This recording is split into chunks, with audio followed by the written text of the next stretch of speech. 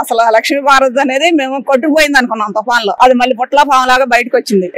అప్పుడప్పుడు ప్యాలెస్ నుంచి బయటకు వస్తా ఉంటాడు కదా జగన్ గారు, అలాగే ఇప్పుడు ఈవిడ బయటికి పంపించాడు. అసలు మహానాడు నాకు తెలిసి ఇప్పుడు వరకు నేను 2009 నుంచి ప్రతిదానికి హాజరవుతున్నానండి. ఫస్ట్ టైం చాలా బాగా సక్సెస్ అయిందండి. కడప జగన్మోహన్ రెడ్డి అడ్డ, ఇప్పుడు మా తెలుగుదేశం గడ్డ అయింది. అది బూతులు మాట్లాడే వాళ్ళు జైలుకి పోయారు. ఉన్నది అది వచ్చి కూర్చుని దానికి ఏం తెలుసు అని మాట్లాడుతుందండి. ఎవరు వారసులు అవుతారు ఎన్టీఆర్ గారికి?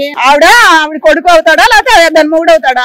మనవడే కదండి. మనవడు ఎప్పటికైనా వారసుడే కానీ కాకుండా పోడు కదండి. కూతురైనా కొడుకైనా ఒకటేనండి, ఆడైనా మగైనా ఒకటే తండ్రికి. అలా వేరు చేసి మాట్లాడుతుంది ఏంటండి? అది అసలు నువ్వు చెప్తే అయిపోతుందా? కొడుకు కాదంటే కొడుకు కాకుండా పోతాడా? మనవడు కాదంటే మనవడు కాకుండా పోతాడా? అల్లుడు కాదంటే అల్లుడు కాకుండా పోతాడా? ఇక్కడ నడుస్తుంది రామరాజ్యం నడుస్తుంది కానీ నీలాగా రాక్షస రాజ్యం నడవట్లేదు. మీ రాజ్యం రాక్షస రాజ్యం, మీరు అలా పరిపాలించారు కాబట్టి ఇప్పుడు ఎంతో బాగుంది, అందరు ప్రశాంతంగా ఉన్నారు, ఏ గొడవలు లేవు, సైలెంట్ గా ఉంది అనుకునే టైంలో ఈవిడ ఇలా మాట్లాడటం అనేది చాలా తప్పు.